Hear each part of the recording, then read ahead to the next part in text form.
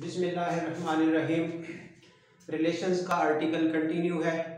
अब तक रिलेशंस की तमाम टाइप डिस्कस करने के बाद उसके बाद इक्विवेलेंस क्लासेस और पार्टीशन ऑफ ए सेट इनको क्लोज करने के बाद ये गिवन रिलेशंस को आपस में कंबाइन करने का अब आर्टिकल शुरू हुआ है। तो आर्टिकल का नाम हमारा क्या है? Combining relations. रिलेशंस को जब आपस में कंबाइन करना है, दो या दो से ज्यादा रिलेशंस को, तो क्या रास्ता है? इस हवाले से कोई एज सच डिफरेंट रूट नहीं है, क्योंकि रिलेशन भी तो एक सेट का ही नाम है। बेसिकली पीछे एक सेट था, उस सेट का कार्टेशियन प्रोडक्ट बना के उसके आगे सबसेट लिए गए तो रिलेशन बन गया।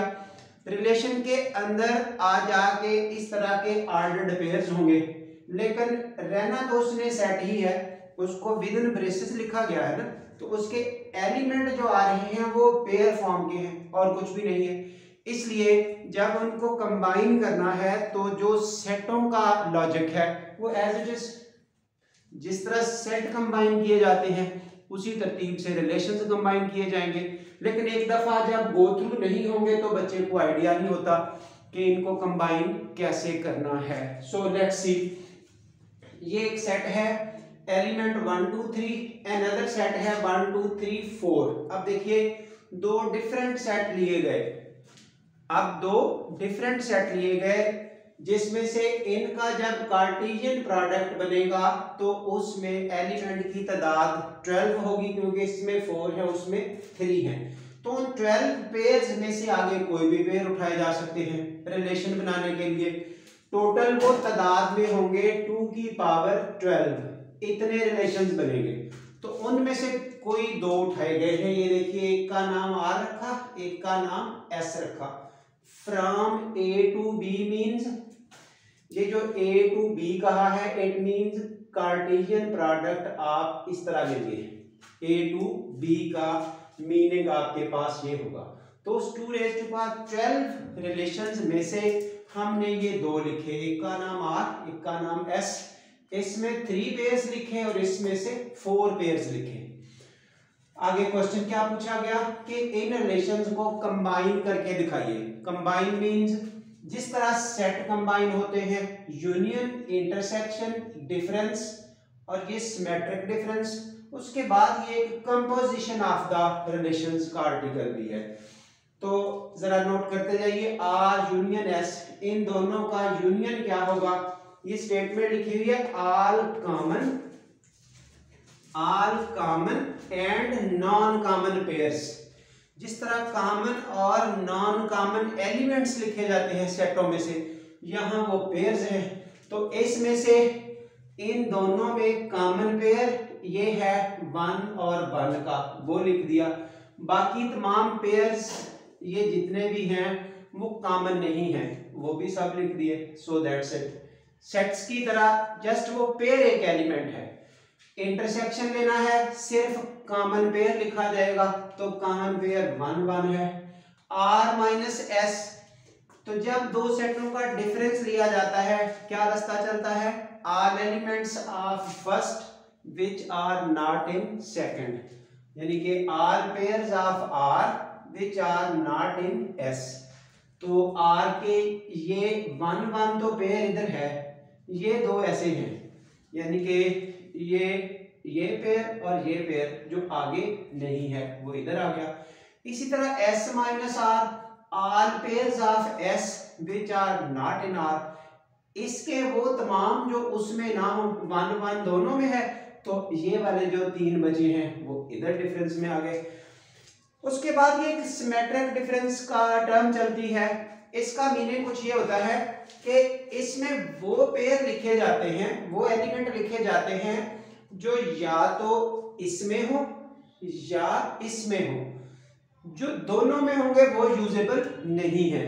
ये देखिए, R pairs which are either in R या in S but not in both, जो दोनों के साथ होंगे वो नहीं लिखे जाएंगे, यानी कि ये वाला पेयर हटा दिया जाएगा, क्योंकि ये दोनों में मौजूद है। जो बाकी हैं वो या इसमें है या इसमें है, वो 5 उठा के ये लिखे गए। इन सिमेट्रिक डिफरेंस।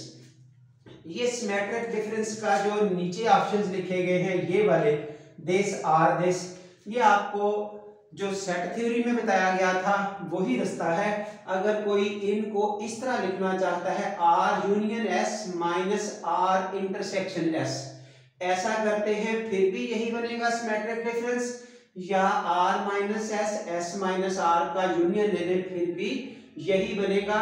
यानी कि यूनियन इंटरसेक्शन और सेट डिफरेंस की फॉर्म में आपको ये सिमेट्रिक डिफरेंस के अदर फार्मूलों की शेप दिखाई गई है जो किसी भी जगह यूजेबल हो सकती है। चलिए जी, अब आगे आ रहा है कंपोजिट रिलेशन। ये भी एक रिलेशंस को कंबाइन करने का वे है। ये आर्टिकल आगे बढ़ेगा नेक्स्ट जो लेक्चर्स आएंगे।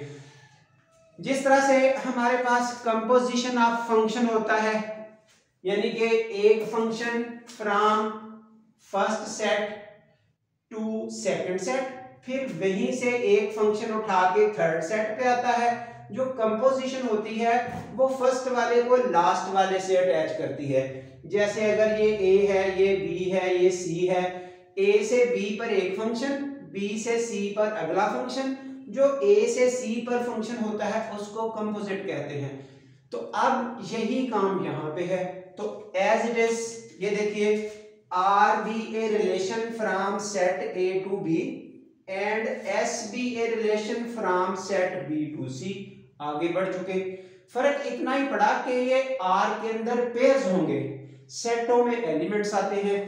Then composition of R and S, वो इस तरह का पेयर होगा ए सी, यानी कि इसमें ए, इसमें बी, इसमें सी, ए और सी का पेयर होगा, ए और सी का पेयर होगा, जिसमें पहला पहले से लिया जाएगा, दूसरा आखिरी से लिया जाएगा। फर्स्ट और थर्ड को आपस में अटैच करेंगे।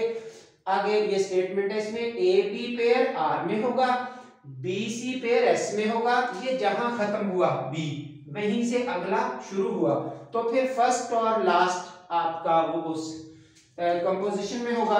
तो ये आगे कंपोजिशन की definition in set builder form लिखेंगे। फिलहाल आप यहां तक जस्ट सिंपल डेफिनेशन याद कर सकते हैं। अगर कोई पूछे कि डिफाइन कंपोजिट रिलेशन, तो ये रही डेफिनेशन। अब जरा हल करने का तरीका देखिए। ये एक आर सेट है, ये एक आर सेट रिलेशन दिया गया from set this to this. Note the step 1 2 3 1 2 3 4। ये आर रिलेशन है, उसमें ये रहे पेयर्स इतने। उसके बाद एक एस रिलेशन है इस सेट से एक और सेट पर, फिर देखिए इससे इस पर, फिर इसी से आगे बढ़ना है। ये देखिए ये सेम है, इसी से आगे, इससे इधर, इससे इधर। तो अब एस रिलेशन इसमें से पार्ट्स लिए गए, तो हमें बताना है R O S, S O R, R O R, S O S. ये डिफरेंट आपसे क्वेश्चन पूछे जा रहे हैं। जरा नोट करें आर ओ एस कैसे लिया जाएगा। Very simple, very simple. थोड़ी सी बस अंडरस्टैंडिंग देखिए, बड़ी आसानी से मैनेजेबल होगा। आर ओ एस, ये जिस पर खत्म हुआ, एस पर खत्म हुआ, तो एस से आपने स्टार्ट लेना है। ये देखिए आर ओ एस लिखना चाहते हैं, ये एस सेकंड है, इस इधर से शुरू करें। 1 0 1 0, 1 से शुरू हुआ, 0 पे खत्म हुआ। ये पहला एलिमेंट उठाया इस एस का। अब आपने इसको आर के साथ अटैच करना है। आर ये है, 1 से शुरू हुआ, 0 पे खत्म हुआ। इस 0 से शुरू होने वाला पेयर नोट करें। आगे 0 से शुरू होने वाला पेयर नोट करें, कोई भी नहीं है, इसको छोड़ दें, खत्म हुआ। आगे बढ़े 2 0, 2 से शुरू हुआ, 0 पे खत्म हुआ, तो 0 से इधर स्टार्ट होने वाला पेयर नोट करना है, कोई भी नहीं है, ये भी खत्म हुआ। अगले पे आ जाए, 3 से शुरू हुआ, 1 पे खत्म हुआ। ये 1 पे खत्म हुआ, तो 1 से शुरू होने वाला आगे आर में पेयर वो गुड लगा दिया। 3 से शुरू हुआ, 1 पे खत्म हुआ, इस 1 से ही आगे स्टार्ट हुआ। ठीक है, तो एंड उसका क्या हुआ 1 पर। अब ये जिन पर गुड लगाया गया वो छोड़ दिए गए, यानी कि वो सेंटर वाला सेट समझते हैं, इधर से इधर, इधर से इधर, सेंटर वाला छोड़ के फर्स्ट से लास्ट अटैच हो जाना है। ये देखिए इसका फर्स्ट, उसका लास्ट, वो बाई चांस 1 है, तो ये 3 1 आपका यहाँ पेयर आ गया। अभी एक और क्यों है, क्योंकि ये देखिए ये और एक ऐसा है, जब 3 से शुरू हुआ 1 पे खत्म हुआ, 1 से शुरू होने वाले 2 हैं, हमने दोनों लिखने हैं। पहले का एंड यहां हुआ, वो लिख दिया 3 1, दूसरे का एंड इस 4 पर हुआ, तो वो भी लिखा 3 4। अब आगे बढ़िए, 3 2 3 2, 3 से शुरू हुआ 2 पे खत्म हुआ, तो 2 से शुरू होने वाला ये देखिए, ये फिर जिन पर गुड लगाया गया, ये जो गुड लगाने वाले हैं वो ड्रॉप हो जाएंगे। 3 से शुरू हुआ 2 पे खत्म हुआ, तो 2 2 खत्म, 3 और 3, इसका फर्स्ट उसका लास्ट, ये 3 3 आ गया। आगे आइए 4, तो 4 से शुरू हुआ, ये 1 पे खत्म हुआ, आगे अटैच आर से करना है, तो 1 से शुरू होने वाले ये 2 हैं, ठीक है ना, इसने इसके साथ अटैच होना है। 4 पे शुरू हुआ, 1 पे खत्म हुआ, 1 से स्टार्ट होने वाले ये 2 हैं, ये जिन जिन पर ये गुड लगाया, ये डबल गुड कह रहे आप, वो आप यूं देख सकते हैं। 4 से शुरू हुआ, 1 पे खत्म हुआ, 1 से शुरू होने वाले ये 2 हैं, इसलिए पहले 4 के साथ ये आएगा 4 1, फिर 4 के साथ ये आएगा 4 4। ऑल पॉसिबिलिटीज डिस्कस करनी है। जो इधर से खत्म होने वाला उधर स्टार्ट ही नहीं ले रहा, वो आपने छोड़ देना, यानी कि यहां से यहां ही नहीं पहुंच रहा, फिर वहां से आगे कैसे जाना है, फर्स्ट थर्ड को कैसे अटैच करना है। जो यहां से यहां भी पहुंचा, फिर इसी से आगे भी पहुंचा, तो उसका दरमियान वाला ओमिट करके फर्स्ट और लास्ट चेक किए जाएंगे। नोटेबल पॉइंट ये कि आर ओ एस में एस वाला पहले डिस्कस करना है। चलिए जी, एस ओ आर, अब कौन सा पहले डिस्कस होना है, ये आर, ये देखिए आर, चले ये मैंने वही दोनों लिखे हैं आर।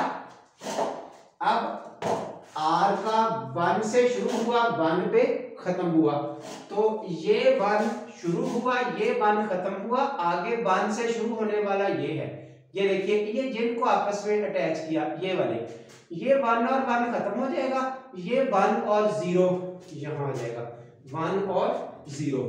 आगे बढ़े, इस 1 से शुरू होने वाला और कोई नहीं है, 1 से शुरू हुआ, 1 पे खत्म हुआ, इस 1 से स्टार्ट होने वाला आगे जितने हैं वो सब लेने हैं, बस एक ही था, जो एक लिया गया उसका ये और ये आपने यहां लिख दिए, 1 और 0 ये दरमियान से खत्म हो गया।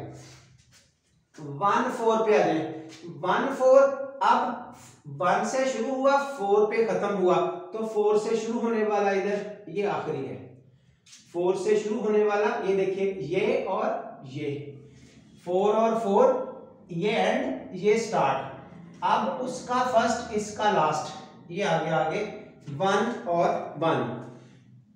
फिर देखिए ये 1 पे खत्म हुआ, 1 से शुरू हुआ, 4 से स्टार्ट लिया गया, आगे 4 पे खत्म हुआ, 1 और 1 यहां लिखा जाएगा, सो दैट्स 1 एंड 1।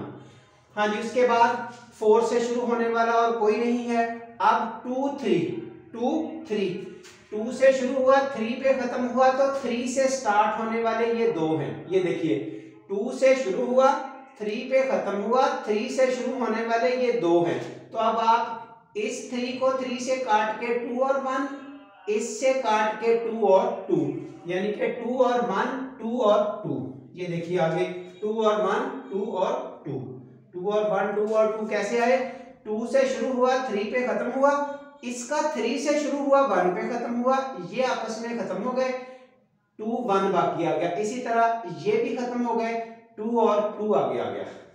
हाँ जी, आगे बढ़िए, ये 3 1, 3 से शुरू हुआ, 1 पे खत्म हुआ, 1 से शुरू होने वाला ये है, तो 3 और 0, उसके बाद 3 4, 4 पे खत्म हुआ, 4 से शुरू हुआ, तो 3 और 1, ये आपके पास अगला आ चुका।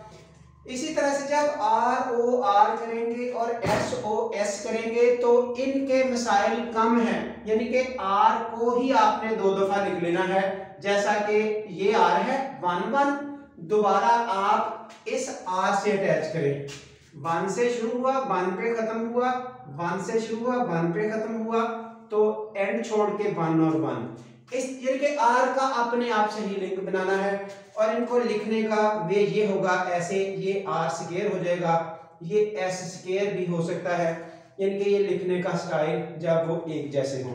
अब इसी तरह कहीं आपको एस क्यूब हल करना है तो एस स्क्वायर ओ एस, इसी तरह आर फोर हल करना है तो R square O R square या आर क्यूब ओ आर, किसी भी तरह से ये सॉल्वेबल होगा।